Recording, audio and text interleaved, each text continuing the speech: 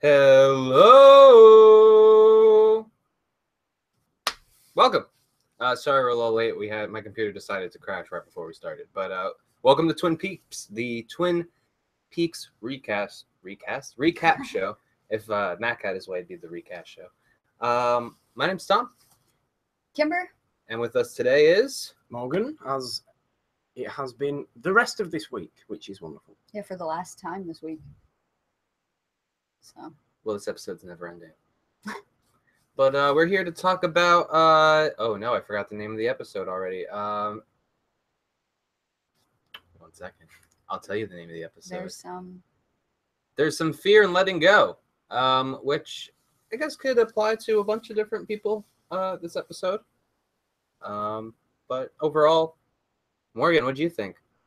Morgan does not watch the show. I don't watch the show. This was my first time ever watching Twin Peaks. It's a weird, bizarre thing that, like, you do like seriously have to watch from the start. I feel to actually know any sort of thing that's going on. But it was certainly weird enough, which was, I guess, to be expected with Lynch and everything. That's what I generally think. Not even the weirdest episode. No. This is tame. This is tame compared to many of the episodes.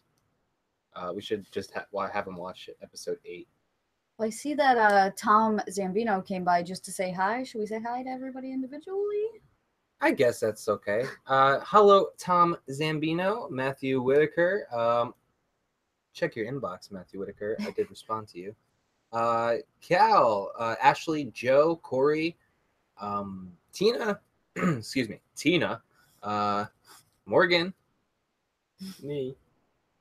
Just want to see you wave to yourself. And I think that's everybody.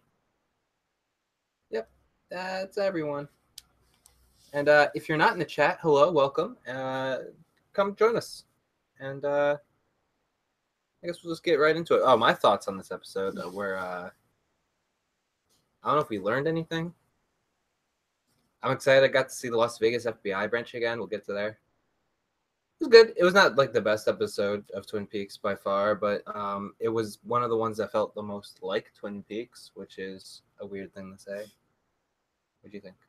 I like the beginning part of the episode the most, and I think that Ashley and Joe are with me there, or at the very least Joe. I saw him talking about it, so I am excited to discuss the beginning part of the episode the most. All right. Well, I guess we can get right into it. All right, so after the intro, we see Nadine. She's going to see Ed. She walked to where he was at, presumably a bit of a ways, with her shovel. She tells him that she's changed. She's been a selfish bitch, and he was a saint. I knew you loved Norma, and I kept you apart with my jealousy. I want you to be free. I'm fine now. And that she's shoveling herself out of the shit. And she even goes as far as to say that he should run to her and enjoy the rest of their lives together. True love is giving each other what they want, and that she wants to give him freedom because she does love him. And he thinks that she's being a little crazy and maybe she should think about it because she might regret saying what she's saying right now. But she insists and says that he can thank Dr. Amp and that he's free. Go ahead and enjoy. And she walks away. What do you think about this? I thought they were already separated at this point. I guess we should have known better when, like, Norma was going to dinner with that other guy that maybe they didn't, like, get together finally. But so this was a little surprising to me, but then when I realized once what was going on, I dig it. I hope she doesn't change her mind. Do you think that she is doing this because maybe she has, I know we were shipping her and Dr. Like she wants to be there. free to know, like she at a certain point, it was more important to her to have Ed than for herself to be happy. So it's kind of like a freedom for both of them, maybe. Well, I was saying maybe she just wants to pursue. Yeah, but at the same time, she has to recognize. She recognized how she was acting. So yeah, I think it was, even if that is her intentions, it still feels like she learned something, even if I didn't. She totes crushes on Jacoby. I'm with Ashley on this one. So I still think it is kind of selfish, but for a second, she was like talking like, "Oh, I've been manipulating you this whole time." And I'm like, "I swear to God, if you take off your eye patch and your eye is fine, I'm gonna lose my shit." But that didn't happen, so it's fine. But yeah, I wasn't even on I that. mean, I like this setup for the next scene, like more. It was weird for Big Ed to come out of nowhere and like have like a story, but like now that we have like references to like, especially with Nadine saying everything, it's cool to see him in it. I don't know. I was talking before. I'm actually really happy Gordon Cole's so much in the show. So it's a lot of surprise performances for me that I wasn't expecting. So the next scene, did you have any thoughts on that scene? Anything you wanted to? I like that Ed guy. He seems pleasant. He is. He's a really nice guy. That's about it. Then we get to Joe's favorite scene, the one that I quote, fucked his emotions all over the place. Ed professing his love for Norma, basically. Ed shows up to the double R. He starts going with his rant like everything's changed. She's gonna let me have my freedom, and she's like, "Oh, I'm sorry, but I had a schedule meeting with Walter right now." So she goes and sits at the table with Walter, and Ed has a seat. And the waitress asks him if he want anything. He orders some coffee, and he's just kind of sitting there, I guess, like taking it all in, and closes his eyes. And as we cut back to Norma, who tells Walter that she wants him to buy her out, that she just wants to keep this one restaurant, and he can have all the Norma's double R's, and he tells her she's making a mistake and leaves, kind of not on the nicest terms, but then we go back to Ed, and his eyes are closed, and we get a really nice shot of her kind of sneaking up behind him and like putting her putting her hands on his shoulders, and they kiss. He turns around, and Shelley sees it, and Ed asks a question about like, so did I win? And she's like, of course you won. Yeah, because he looked concerned. Yeah. When he was sitting there, and I felt for the dude, like the not knowing. What? I'm just I was smiling at what you were Okay, saying. I was just I thought I missed something in the chat. Sorry. But like yeah, that like I felt for Ed, like just the fear of not knowing if things like when it's finally culminated to a point where it's like this is what I want. Yeah. And then he's like, am I not gonna get it? Like. Yeah, because I would put him in quite a predicament. Oh my god. It's not even Nadine's quote unquote fault anymore. Did you have any feels? Any feels? It's difficult to have feels, I guess, when I don't really know the characters. Yeah, we try to explain. They've been in love since like high school. Yeah, so obviously in that way it's kind of nice, and presumably he's been with this Nadine through thick and thin, and that's not gone. Or it doesn't seem like that's gone particularly well. See, I have no context, so I might be completely wrong. I don't know. Loses her memory and thinks she's a high schooler, and like Big Ed Steele deals with that crap, and she's like, "I'm gonna go date the quarterback." It's this is like the old. Yeah. Oh, okay. This is like 25 years ago, and he's still with her. Yeah. Like, so you can only imagine. Okay, so he's finally ended up now. Yes. At least presumably with. It's like been 50 years. Yeah. This. What's her name? Norma. Yes. Norma. So that's nice. All right, so follow me through this next scene because I have lots of notes. Some of it gets kind of hard to explain over at Twin Peaks. Darkness, lights flash, POV of a car. Mr. C is at the wheel. Sounds like you're writing a script. I love it. He's at the gas station, and we see one of the woodsmen, and they lead him up some stairs, and they flicker off into a different dimension. He's looking for Philip Jeffries.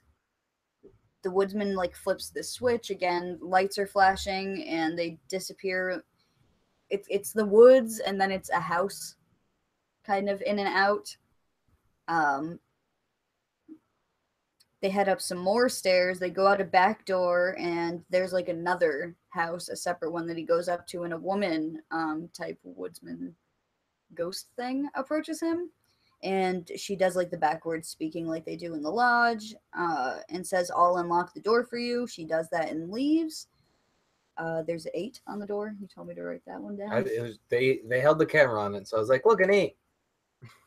Then he starts to hear a disembodied voice that's questioning him, and it's presumably Philip Jeffries, right? It is. Yeah.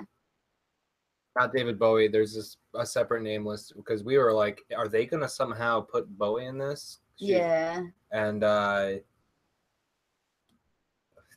Cal, can we talk one episode without getting into Lost? Totally lost my train of thought. David Bowie. Yeah, so somebody else is listed as his voice, but yeah, that's him. They even did a little flashback from Fire Walk with Me during his speech, so that kind of confirms it for sure. So Mr. C starts questioning him as to why he sent Ray after him and asked him if he called him 5 days ago. He gets a response that I don't have your number, and then we get the clip of Bowie as Jeffries that you were just talking about. And he said, you showed up and you said you met Judy. And the voice says, so you are Cooper. And then Mr. C starts kind of repeatedly asking about Judy. And as he's doing this, a phone rings. And he just asks who Judy is again, without responding to the phone. So before the phone rings, he goes, why don't you ask her yourself? And numbers show up. Remember they went too fast for us to write down? Yeah. They're the same numbers which are on Ruth Davenport's body, according to Tina, which is the coordinates to Twin Peaks. So it's Judy in Twin Peaks. The lights get brighter as he answers the phone and is zapped back to the gas station. Then we see it's Richard, right? Is the name of that character that we see who has the gun at the gas station? Yes. So Richard is there and he's got a gun. And he's like, I've seen you before with your fancy FBI suit. My mother had a picture, and it's confirmed that Audrey is, in fact, his mother. Your name's Cooper. And then Mr. C beats the shit out of him and says, if don't ever threaten me again, get in the truck, we'll talk on the way. And we see him send a text that says Las Vegas, ? And Tom was saying presumably to Diane, maybe. And Tina will let us know. They drive away. The gas station smokes, flickers, and disappears. I love the phone ringing, and then that, because the way I kind of saw the whole above the convenience store scene was that like those, because it'd be like a hallway which were the woods, and then he would be in a different like room or something like that, and it kind of almost felt like they were like ley lines to like here's one location, here's another, and here's the woods you kind of have to like walk through real quick. Like it seemed like some weird portal stuff. But I mean, a lot of it was interesting. What did you think of how they like turned Bowie into a Bally, if you will? I mean, Morgan. They had to figure out something if they wanted to. But they're doing this. They're doing this a lot, though. They're doing it with the arm. Yeah. They're doing it with Bob.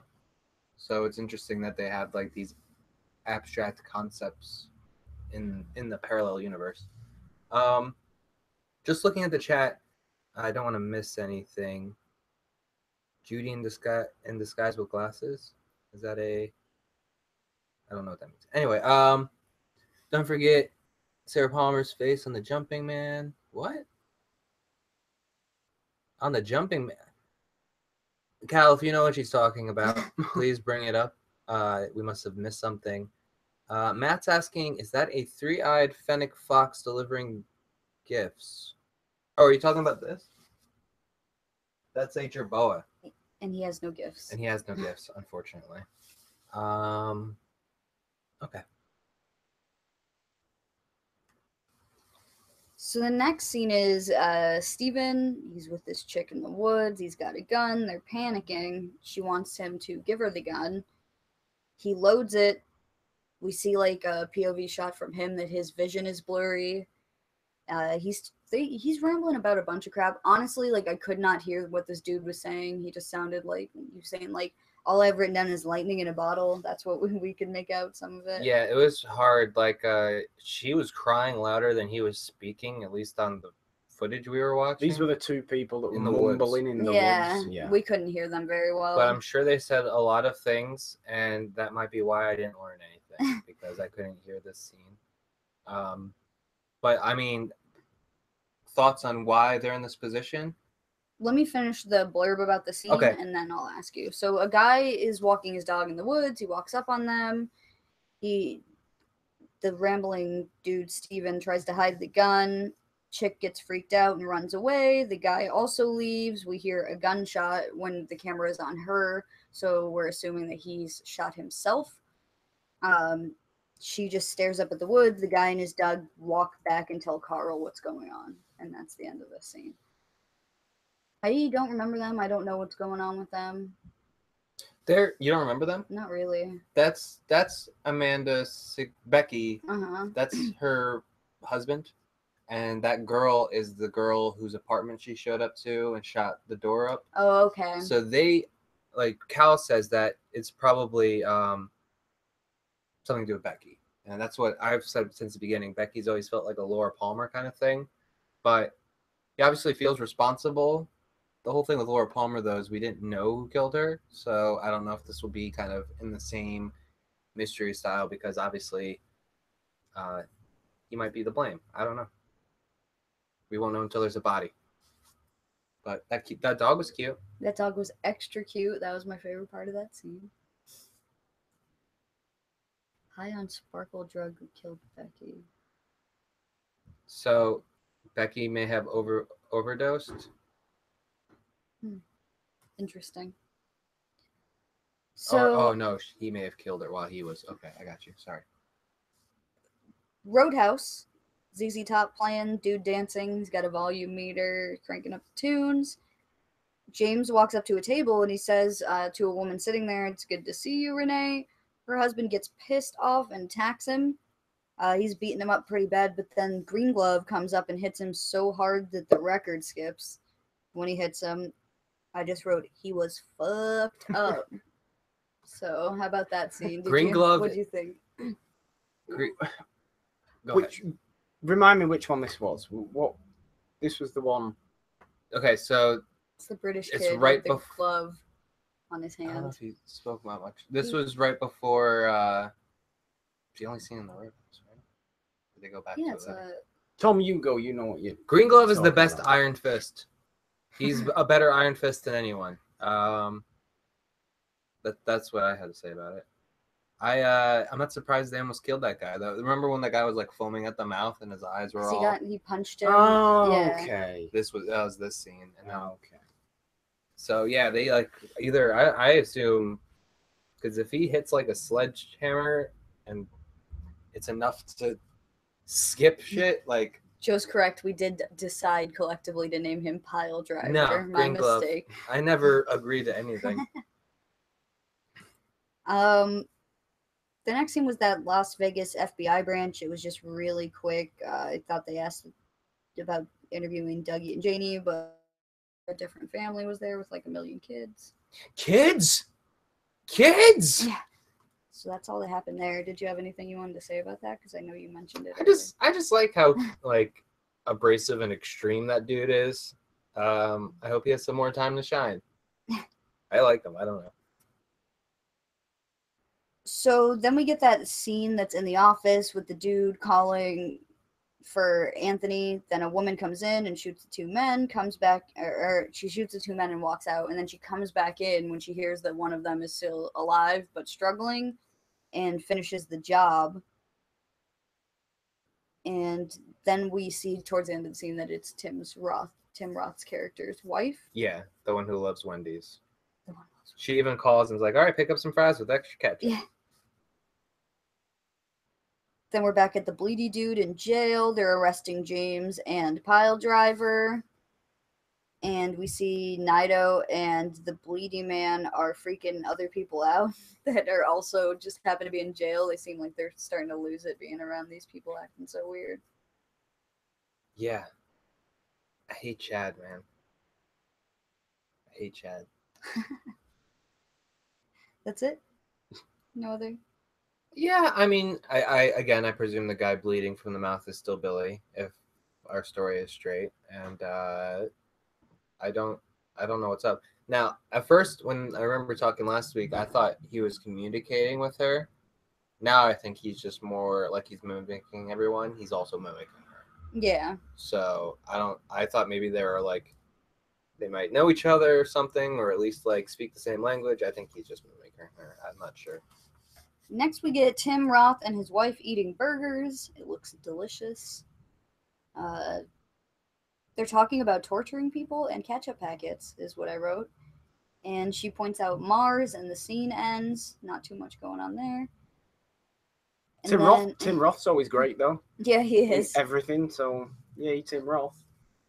Then we go to Dougie's house, which my tablet auto-corrected to Doggie's house. And Good dog. Janie is making him some cake. He's eating it. He's like kind of fiddling with stuff on the table. Starts playing with the remote. He hits it a few times and the TV turns on. And we see like an old movie. He's stressed and starts pressing the buttons. It sounds like it says "Get Gordon Cole" on during the movie. And he starts hearing this noise coming from the outlet on the wall, and he crawls over to it and puts the end of his fork in the socket and electrocutes himself. Are you like looking at me for answers? Yeah. I'm hoping he's just jump starting his head, and now he's Cooper. I hope. Or maybe he'll be pronounced dead, and if someone has a hit on Dougie's head, then they'll call it off. I don't know. It's gonna serve some purpose, but I also had the idea, like maybe because like I was talking about this earlier, like Dougie never does anything without being told to do something. Um, so I'm wondering if he's hearing not only like that buzz in the socket, but maybe something else. So maybe he's being told to do that. I don't know. It's just Dougie never acts on his own unless he sees a pie. Then he goes and gets the pie. But other than that, This gets even more weirder with just talking about it now. Cal McLaughlin has to jumpstart his own head. oh, we'll watch episode 8 later. That's Dougie's introduction in one of the weirdest episodes. The log lady No, calls listen. Hawk. Hawk, I'm dying. You know about death. That it's a change, not an end. It's time. There's some fear in letting go. Remember what I told you? I can't say more over the phone, but you know what it means from our talks when we were able to talk face to face. Watch for the one under the moon at Blue Pine Mountain. My log is turning gold. The wind is moaning. I'm dying. Goodbye, Hawk. Bring your tissues, ladies and gentlemen, because it is sad. Goodbye, Margaret. Yeah, extra sad with like yeah, they have like the next scene. They actually Bobby's in an office, and Andy, Lucy, Truman, and Hawk are there. And Hawk tells them that Margaret has passed away, and they have a moment of silence. And it really just made me feel like David Lynch cared a lot about her, because he did make it like a thing in the show and showed a lot of respect for losing her as a character and as a person. Well, think about how much respect he's showing to Truman, who is just, and that's the character is not even, if I'm wrong, please tell me. But as I believe the actor is not dead, he's just retired. Yeah. So he didn't come back. But they're even treating his character with care. So imagine someone who like spent their lives as the log lady going to cons and stuff like that. She loved it too. So it was really nice. I liked it a lot. Yeah, it was sad, though. Yeah, I can see why, fans would be quite moved at all this. Like you said to me that I had no idea that this actor had passed away. Mm-hmm. So, that's a kind of a nice way to be written out of something, I guess. It's just nice she got to do it too before she passed away, because she did care about it so much, and it's kind of a big deal that they did a revival. And she's not the only one who passed during the filming of this. The character who plays Albert also passed, or the actor who plays Albert also passed, but Albert is still kicking strong in the series, so I can only imagine. Miguel Ferrer. Is that? Oh, somebody brought it up. Yeah. Yeah, so I can only imagine how they addressed that in the series, but it's tasteful, and I like it. How about the stuff that she was saying to him? Do you think that anything in there sticks out, or? The moon thing. For some reason, I think that's Tim Roth's wife. I feel like maybe he needs to be careful of a sniper. For some reason, that's just the vibe I'm getting. Because like Pine Mountain, I hope Hawk doesn't get shot. That's kind of where I'm sitting at right now. Did you have a? Honestly, like it's so hard when It's I'm so taking cryptic, notes, right? That I'm just like trying to get the notes, Tom's favorite scene is next. Audrey and her weird husband. He has his coat on so they can go to the roadhouse. it's basically them bickering and complaining, and she's complaining about him complaining and talking about how Billy is better. And she says, I never really saw you before like I do now. I'm meeting a different person. Who are you, Charlie? And he takes his coat off, sits down on the couch. He's not going anymore.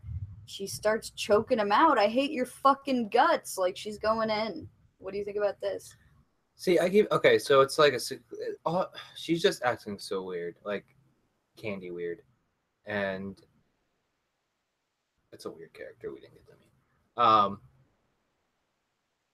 She like doesn't remember where the roadhouse is. She won't put on her coat, and like I keep going to the like in my head, like maybe she is in like either some kind of like mental trauma from like, because I know she was in a coma. I don't exactly know how long, but some people say she's not in it, and some people say she still is in it. So I don't know.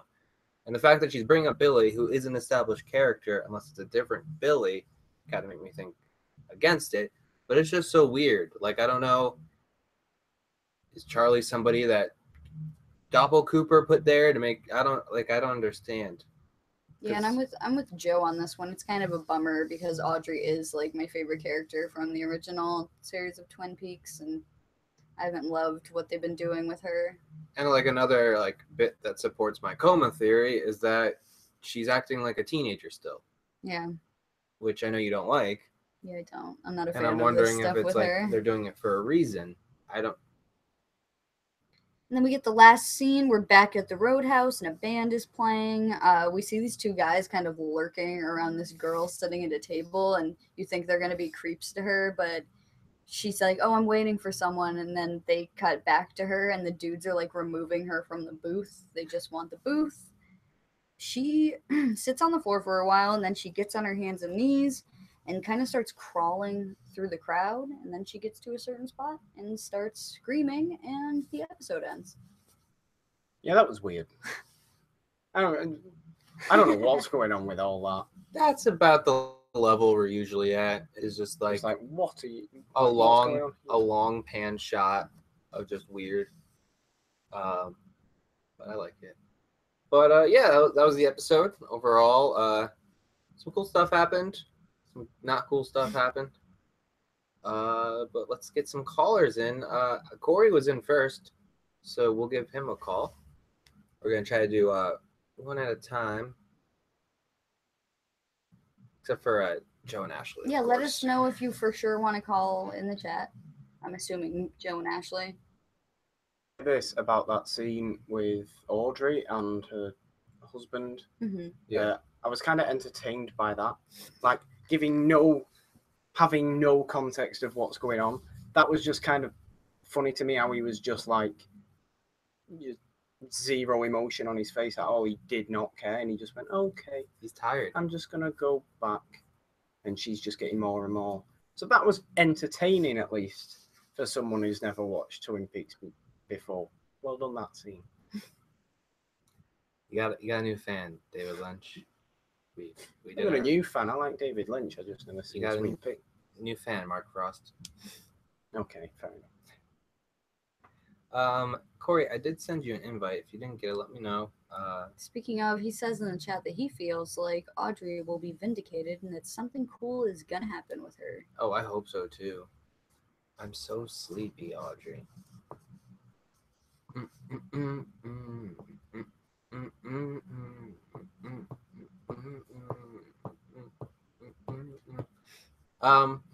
Three awkward white people. This is the dance. Welcome to the Twin Peaks dance hour. Turn up the volume. What do you think of that? That they're using what was it? Led Zeppelin? No. ZZ Top. ZZ Top. ZZ Top, yeah. What do you think about that musical choice?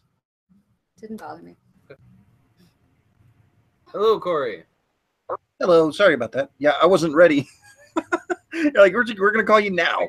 I'm like, okay. That's what happens when you show up first, man. You got to be ready. You got to focus. What did you think about this episode? I enjoyed this episode. I felt that it's preparing for next episode, though. There was a lot of that sort of build. Because, like, what number are we on now? 15. 15? This is 15. Yeah, out of 18. So I feel that we're building up to it now. Which I was saying, my usual Dougie thing. I was saying that this actually was the perfect Dougie episode because they kept it short and it did in fact move the plot along. Something's going to happen with Dougie next week. There's no holding pattern for him this week. It's stuck a fork in a wall. I don't know what happened. Yeah, Plus, I like. felt like Oh, go ahead. I almost felt like he was like prying what was left, like with the missing part of Cooper out. You know what I mean? That's kind of like how it felt. Like he was like, I need to get this little bit out. I don't know what he was doing at all. Yeah. Plus, I like the stuff because they a few weeks ago they did all that. They did that really weird episode, that one where we saw the atomic explosion and all that. It's nice that this one actually goes back to it in a way that's very recognizable, as if to say that wasn't a one-off. There's actually stuff that's happening that's connected to that. Because one of the things when you see a weird episode like that, one of the things you're really afraid of is that they'll go, "Oh yeah, well we did that and it's gone, it's over now." Yeah, they've definitely done a cool job, like expanding the like interdimension universe. Like now we have another established place, the Dutchman. Like, I think that's really cool. How like we've not only explored new places like Buckhorn and Las Vegas, yeah, exactly. Now we're also getting some different like Black Lodge like stuff, so that's really interesting. Yeah, I'll say that the scene really did make me think because what I was thinking about was that he had like the back of his fork, because he couldn't get the front in, so he turned it around, was like perfectly socket shaped. And like every fork I've ever had has like a big fat end on it. Like I couldn't dip my forks into a socket. And I'm like, oh shit, that totally makes sense now. But like, where do they find this socket-sized fork? Is what I want to know. Cal thought you cheered really hard when you saw the socket scene. I did, but I just wanted the plot to move. I don't wish him any badness. We're with you too, man. I just want Coop. We just want Coop. Yeah. There's 3 episodes left. He was in 3 episodes, I think. So it'd be kind of cool to get him for the final 3. Joe says his grandpa's forks looked like that. Those are dangerous forks, my friend. Well, yeah, that's why we learned in school, don't put a fork in the outlet. And I was going, how are we going to do that? I remember having the same question. Was there anything else you want to talk about this episode, Corey? No, I think that's pretty much got it for me. Just Dougie, #Dougie watch. Yeah. Have you had a good? I just want to ask Morgan one thing. Have you had a good time, Morgan? You're all good. Time. This has been great. It's not over yet. I've loved being actually on the couch for these shows, though. It's been a great week. Cool. We were glad to have you here. So that's pretty awesome. Besides the couch stuff, he's been bored out of his mind. I haven't been bored out of my mind at all. I want to make sure that gets out to everyone. Good. The brainwashing is working. All right. Why don't you put out some plugs? Okay. I am at Geometroid on Twitter. I host the Tech Podcast every week. It's on SoundCloud, although it hasn't been every week recently. But you know how that is. And then I'm all over the Game Fixers Network. I do a voice for Mac's new video on Gex, so I'm the controller, and other such things on the Game Fixers Network. And I'm always around on these OSP shows and on Gamer Grudge. So I'm around. I'm easy to find. Seen him. I've seen him as well. We've all seen him. He does exist. All right, Corey. Well, thank you so much for calling in, and we'll talk to you soon, buddy. You too, man. Bye now. You can eject me. Shout out to Buddhist Chick in the chat there, joining us for the first time for a live show here. Hello. I think Cal is next. Seems legit. And that gum that he likes just came back in style, so that's good. Should we? Matthew calling in tonight? Did you get a confirmation from him? I don't know. Why don't we ask him? Matthew, do you plan on calling in tonight? Let's show off. Did we show anyone in the Leland? No. Did you show him the other things? Or Well, announcing that until Okay. the end. But now you guys know something's up. Spoilers. Something's happening. I Hey, don't Cal. know. I don't know what it is. What's going on? You're closer to the camera than I am. Oh, I forgot the camera's over there. So real quick, we just wanted to thank Ashley and Joe, who sent us, along with some other stuff, this awesome Leland pop vinyl, who now stands next to Audrey on our bookshelf, and also next to Alex from Clockwork Orange. So it's a intimidating shelf.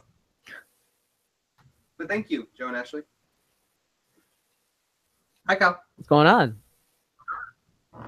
Not much. Showing off our toys. I feel you guys were saying it earlier, and I feel like how how Corey feels about the whole Dougie thing. I absolutely love the Dougie thing. I loved everything about it. But I feel that way about the Audrey stuff. Like I feel like it's like, what is going on? I'm sure there's gonna be some payoff eventually, but I just feel like I'm tired of it. Like I was tired of it from like the first scene actually, because I love Audrey and I love her personality, and I love her character, and I just hate how it's being done. So that's how I felt from the first time I saw her. But I still love the Dougie thing. All right, so a few things from my little notepad.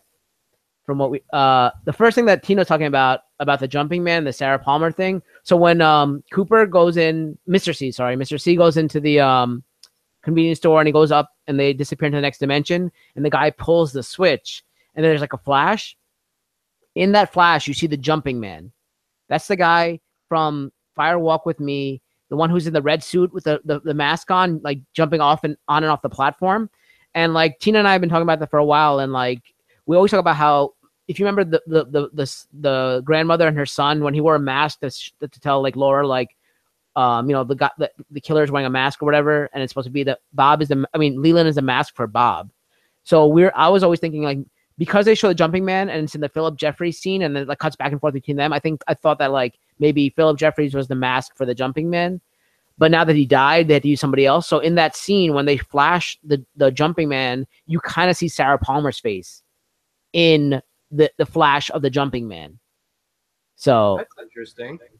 So Sarah Palmer might be the mask for the jumping man now. So that's one thing that we're talking about. Another thing, the second thing is also in that scene when they go to Judy. They're talking about don't get me started about Judy.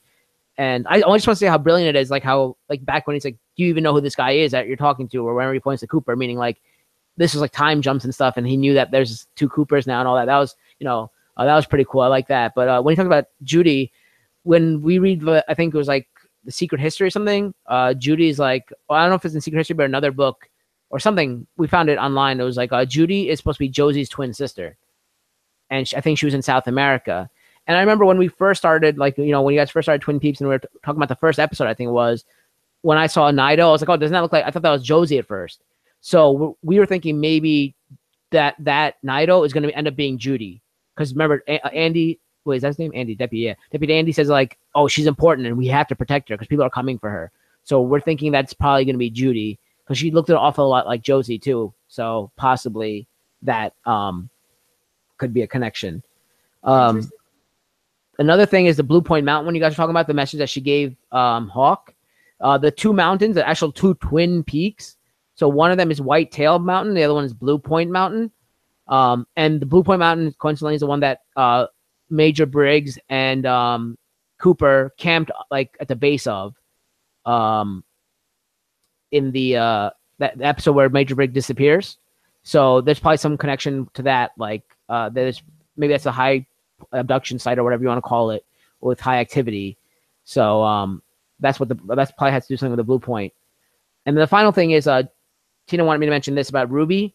I didn't know who Ruby was. I didn't know that was her name, but there's a girl at the end of the episode who's crawling, and she said that kind of paralleled how Dougie crawled towards the socket, and then when Dougie sticks the fork in the socket, it's kind of paralleling her screaming at the end.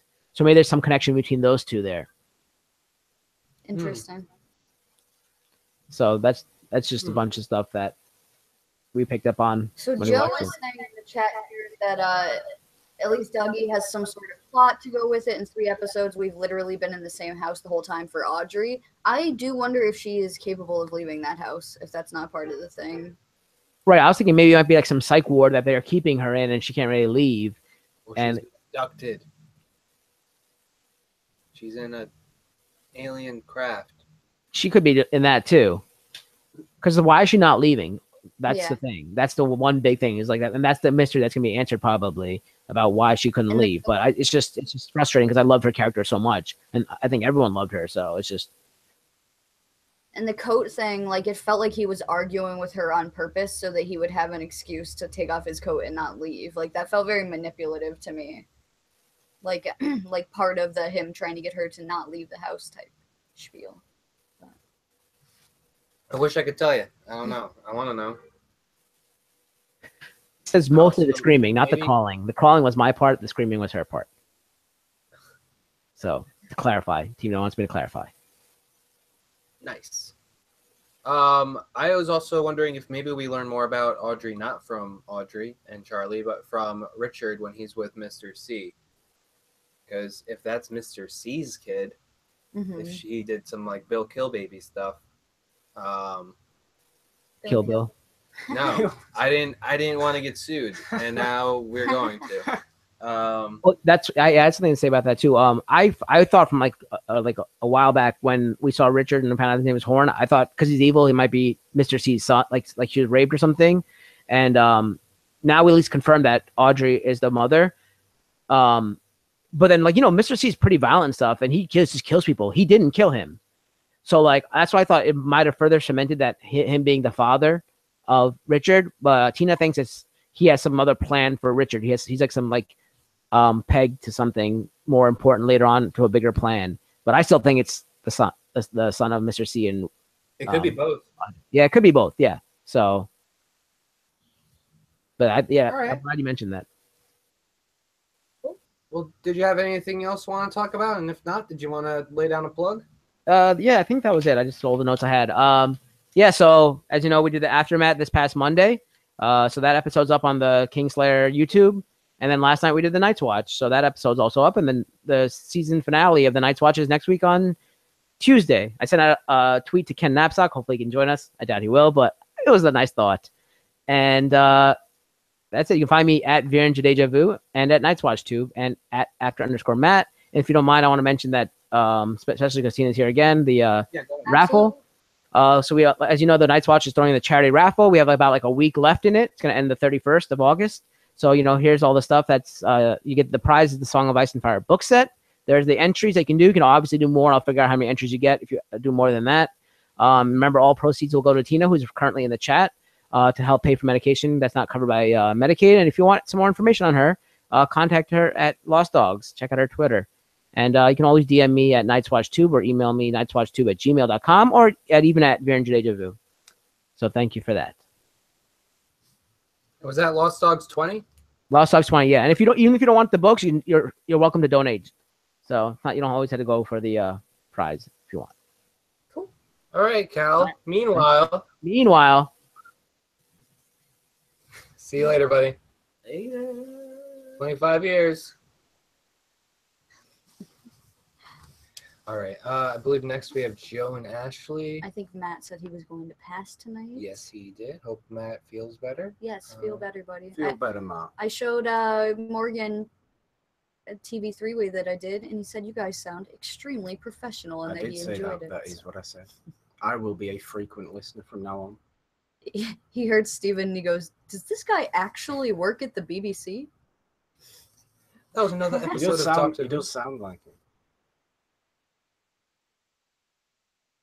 Joseph Davis, Wrangler of Mavis. He heard you.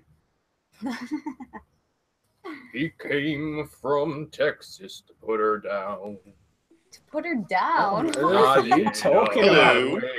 What are you talking about? Can you guys hear me okay? We can hear you fine. I'll turn you a little bit up on our end. Okay, because I can't hear you worth crap.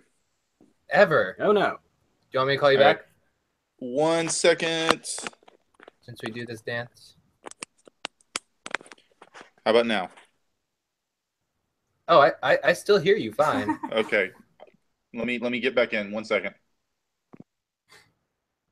There goes Joseph Davis. I Mavis thought he could save us. There we go. Mavis That's likes better. Morgan too. Fun fact. Hey guys, it's my buddies. Hello. How's it going? Good. I know you have been chomping at the bit about this episode. Tell us how you feel. I was overwhelmed in the first like 10 or 15 minutes. I feel this to be some of the most satisfying payoff in television in the last like 30 years practically. Typically ruining the moment. She disagrees. It's just like I was on this roller coaster the whole time with like Norma showing up just initially off the bat. It's like a shotgun to the face. She being like, "Yeah, just go. You're free. I've been selfish and all this and blah blah blah blah blah." And I was just like, "What is going on here?" And then Ed goes to the double R and tells Norma, and she almost just like, "I'm sorry, Ed," and then just brushes him aside as she goes to her meeting. I'm like, oh, no. And then he went and sat down, and he like, I almost thought he was gonna have a heart attack right there or something, because yeah, I was expecting the worst from this scene. And the fact that I did not get the worst from this scene, because Twin Peaks is a place where terrible things happen to even like good people. So, I said that too, actually. I was like, because Morgan's watching and he's never watched it before. I'm like, this is all very sweet, and I'm terrified that like something bad's happening. Like, yeah. You didn't say that. So I was just like, then Norma sent the other guy away to the whole buying me out thing, and I'm like, okay, cool. But then there was this prolonged moment on Ed's face where this is when I thought the terrible thing was going to happen, like he'd like drop dead right there or something, right before they get to like be together. And then I saw her hand, and I was like, oh thank God, yes. I was like live tweeting the whole time watching this. Like the actual Twin Peaks like Twitter account actually liked a couple of my tweets on it. It was exciting. The whole thing was surreal. that's awesome. How about you, Ashley? Excuse me. I definitely enjoyed that scene, and I think we were both like tearing up because like in the original Twin Peaks, like I just wanted them to be together and for them to be happy, but like Nadine, especially if you read The Secret History, it goes into some of her like psychological problems that she has, and she legitimately needs some help. But you know, obviously Ed with his like quiet stoicism is probably not the right person to be helpful toward her. So maybe this will be good for her as well. And just the fact that like she's realizing like I can't keep someone who doesn't want to be here is a lot of growth for her, because we saw how she regressed in Twin Peaks when she got her head, you know, she had her massive head trauma and thought she was a senior in high school again, even though all the fashion was wrong, and didn't realize that Ed looked a lot older. And so just very interesting. It made me happy to finally see Norma and Ed together. Yeah, me Totally. too. And I'm kind of hoping to see her with Jacoby because I was shipping that. And Oh, yeah. do you think that he would be a better match for her? He definitely has like an interesting relationship with her from Secret History, so I don't know how canon that's really supposed to be, because some of the things are not right from what the show says, like they get people's ages wrong. But I think it would be interesting for them to be together, especially because she seems so enamored with his YouTube videos. So, and I think even doesn't Ed, like, didn't he make a comment like, "Oh my God, You've been listening to him again." Why are you watching this? And her response, "You know I have." We need a Jacoby and Nadine hashtag. So, Right. we'll work on Jacoby that. Dean. Jacoby Dean. Jacoby. Jacoby. It's a good one. But yeah, and I do agree though that I think it's like she's like, I don't think I can, like, she wants to be with Jacoby and she can't until like she's away from Ed, like she knows that legally or something like that. So I think this is what triggered that whole situation. But regardless, it's a positive thing. I'm still waiting to see if another shoe drops, because this is like too perfect and nothing ever goes this good. Yeah. Yeah, I'm a little apprehensive as well. Then followed up with the and there were some other scenes in between, which I thought it was interesting that the bell-shaped device that the sphere of light was coming out of, that was Philip Jeffries. That it looked a lot like whatever that weird bell-shaped warning device was in the 8th episode. That was in the White Lodge. It was making some weird noises and stuff. That's interesting. I'll have to look into that more. I'm sure Tina knows. She's probably like 10 steps ahead of all of us with this. She's the Twin Peaks expert in the group. How many steps ahead is she of me? Like 146. Specifically 146. It makes sense. And then the other thing was the scene that gave me the most like I don't know, like apprehension was the Dougie scene. I just I thought I was gonna like pass out with him walking up and putting the fork up to the little socket. I was like, oh god, no, stop, Dougie. Why is nobody monitoring his behavior? No one ever helps this dude. Though this makes complete sense because practically every story involving Dougie, without being related to who he actually is as Cooper, is resolved. Especially with this episode with the guy that wanted him dead being shot in the head. All those scenes are resolved now. The brothers have their money. They don't want Dougie dead anymore. Janie and Sonny Jim's life is like better now, and everything seems like better for everyone. Like everything is resolved, so it makes sense that Dougie's work is done. Yeah. If that makes any sense. I agree. So, especially with the FBI looking for him, I wouldn't be surprised if next episode we have Cooper showing up as Cooper. So I loved that scene. It's like, we got the family here, yeah, that Douglas E. Jones and his children. And it's like families! Like 12 people are here. It's like, did you not do your proper research? You knew there was more than one. Shouldn't you have asked some clarifying questions about who we're looking for? It reminded me of the chocolate scene from SpongeBob. All right, well, so SpongeBob's selling chocolate door to door, and he goes to this one guy's house, and he's like, chocolate,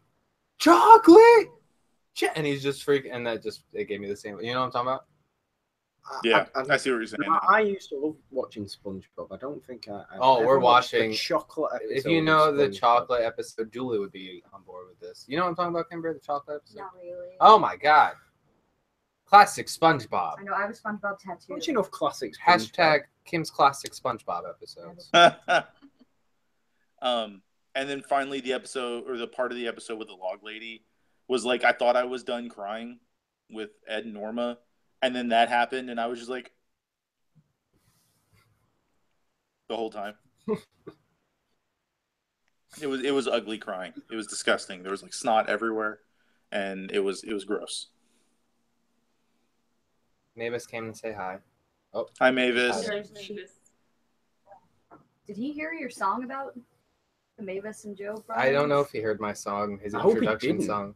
I hope he didn't. Is it that bad? I mean, I'm not going to do it again. Okay, that's fair. Something about Joe Davis, Wrangler of Mavis. No. Here comes Joseph Davis, Wrangler of Mavis. He came from Texas to put her down. And then Kimber got mad, so I had to stop. No one would ever hurt Mavis. So, did it sound like a country song because I'm Texan? No, it was supposed to sound like one of those Western introductions because you're Texan, not because it's still stereotyping. Yeah. Yeah, super. It's not like they're youth. Thank you, still eligible. Sorry, we got a ghost in. We have to go pet all of our cows and make sure that they're doing okay, and then get our horses ready for tomorrow. Yeah, so we can ride our horses. You're up here. This is cow country, you know. Your place is more rural than our place, for real. We're way more suburban where we live than y'all. But Orkin can attest. Trying to think if there's anything else major. I'm really ready for the Audrey stuff to be done. I feel like something weird's going on there. I don't know what. But I'm ready for that to be done. Mostly, it's not even the Audrey part. It's like I can't stand the other dude. I can't stand her husband, or whatever he is. Yeah, I don't know. He's obviously not meant to be liked. Yeah. No virus. So, of course, no one's as bad as Chad. Yeah, F Chad. Also, I like how James is still like such a good guy. Once he's in jail, he asks how Renee's husband is doing. Like he has genuine concern for those guys. Yeah, I don't think he wanted any intention of that going down like that at all. It's just, No. when Pile Driver saw his buddy getting hurt, what else was he gonna do? Hit him left-handed? No. No. Right hook, straight to the jaw. And yeah, I did like the effect that every time he punched someone, the music skipped. That was a cool effect. Tina says Audrey could be the dreamer. That's interesting. That we are like the dreamer who's dreaming inside a dream or whatever that speech But that who's your the dreamer girl or said. something like that. Oh, wait, who was that? What's her name? Monica Bellucci. Monica Bellucci. Monica Bellucci. Yeah. Dream Monica Bellucci. Dream Monica Bellucci. That means anything could happen. Hey, the man's got taste. He does. French Dude, girl. Gordon Cole's smooth AF. He is so smooth. Yeah, He is I smoother was than telling Morgan about that hot French chick too. Yeah. Well, Nice. So we didn't there's get there's a long drawn out theory that I have that I'm not sure has any substance, but it's like connecting a bunch of dots that probably don't have lines between it. That Mr. C is actually Cooper, and that he's working undercover for some reason with Gordon Cole. Gordon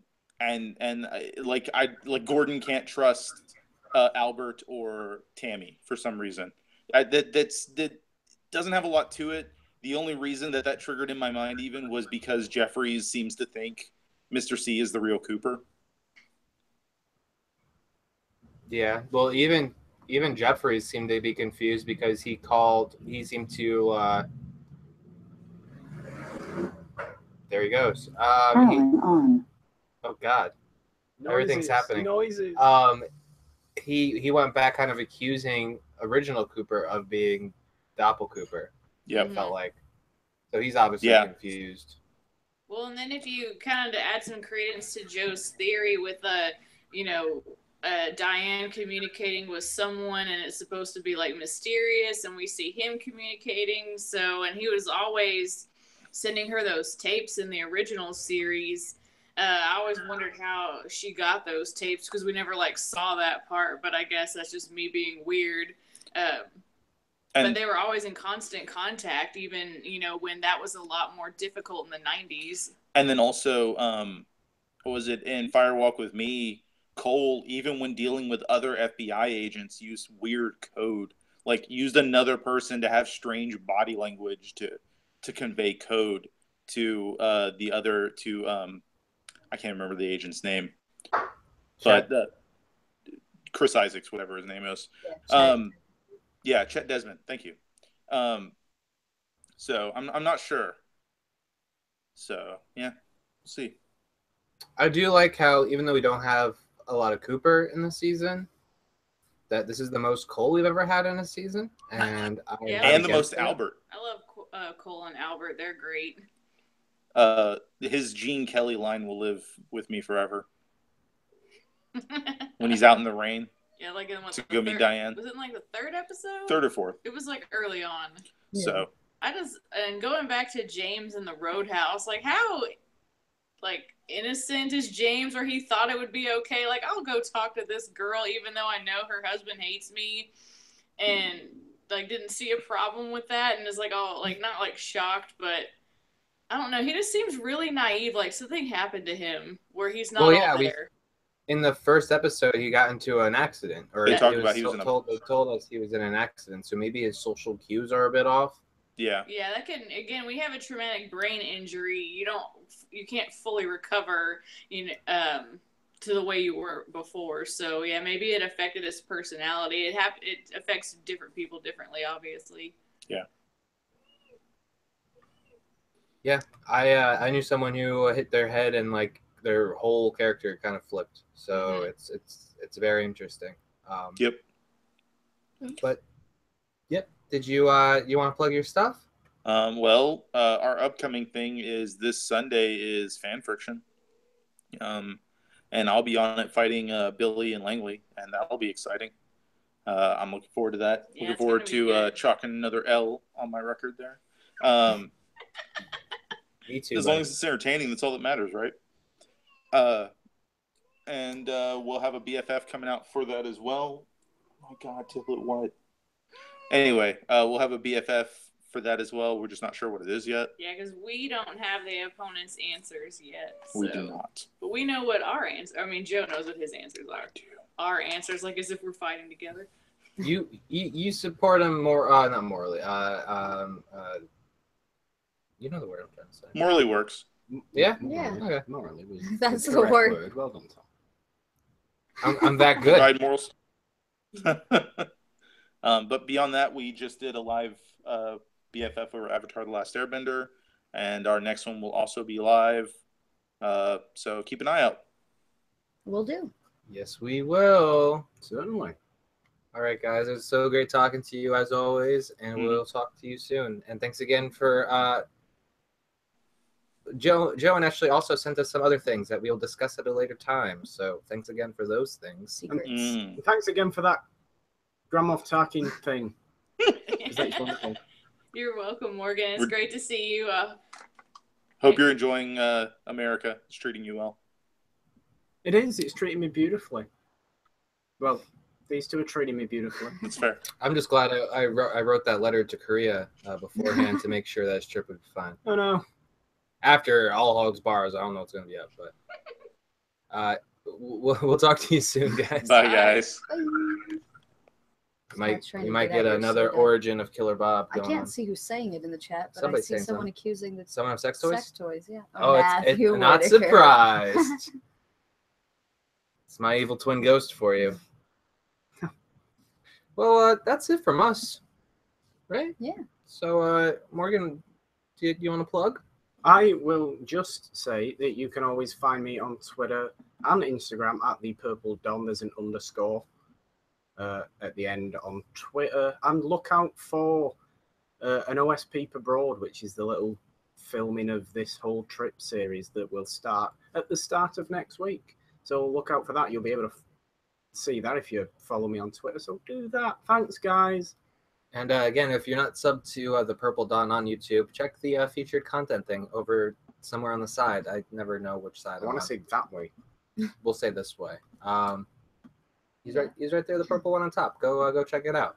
And for us, Yeah, I have. I think Matthew Whitaker was telling me that the second episode of TV Three-Way that I did with him and Steven over at Screen Mayhem is going to be dropping today. So that's exciting. Keep an eye out for that. I'll be putting it on blast on Twitter and all the social medias. And I will, of course, be defending my title in the upcoming season of Fanfiction, which does, in fact, start this weekend. We will be fact-checking for the episode. And we're going to be in a lot of the shows this season, one or the other of us. So definitely check those out. Anything else? yeah, I recently was on Gamer Grudge. That's what it is. And I won the first one. But Kim won the second one, and I don't think they had the third one yet. So I'm excited to fight out on that. It's a video game style movie fights-esque game. So check that out on the Game Fixers Network. I also did I wasn't able to join next week, but when I am able, I join Joe Davis on Eric Ossemacher's Young Justice recap show, because the third season of that is coming out. And we recap episodes and just talk about DC stuff. So check that out on Eric Ossemacher's channel. Other than that, oddshapechannel.com. Check out all the content on here. You can tweet at me at oddshapechannel. I'm at Kieran Burbach _OSP. And nothing next Monday. We'll be off. This week reset our every other week schedule, and we'll probably be doing another OSP and news next. Then we got next week the season finale of Game of Thrones Night's Watch recap. It won't be the season finale of our recap, though. I'm assuming Cal would want to do a whole season recap. So we still got 2 episodes left of Night's Watch, and then we got, I guess, 4 left of Twin Peaks, Wednesdays 8 p.m. Eastern Standard Time. So yeah, that's it from us. We hope you have a great night. Also, stay tuned for our new show coming to Tough, as well as Fanfiction, BFF, and the DVD bunkers you can find there. You can follow Mavis at magicmavis _OSP on Twitter. She likes it. And he's right. We do that at the beginning of next season. Okay, so just one last episode. Here we go. All right. Well, we'll see you next Tuesday, or this Tuesday, Or in 25 years. or in 20. Ah! That's a great ending. Bye, guys. Have a great night.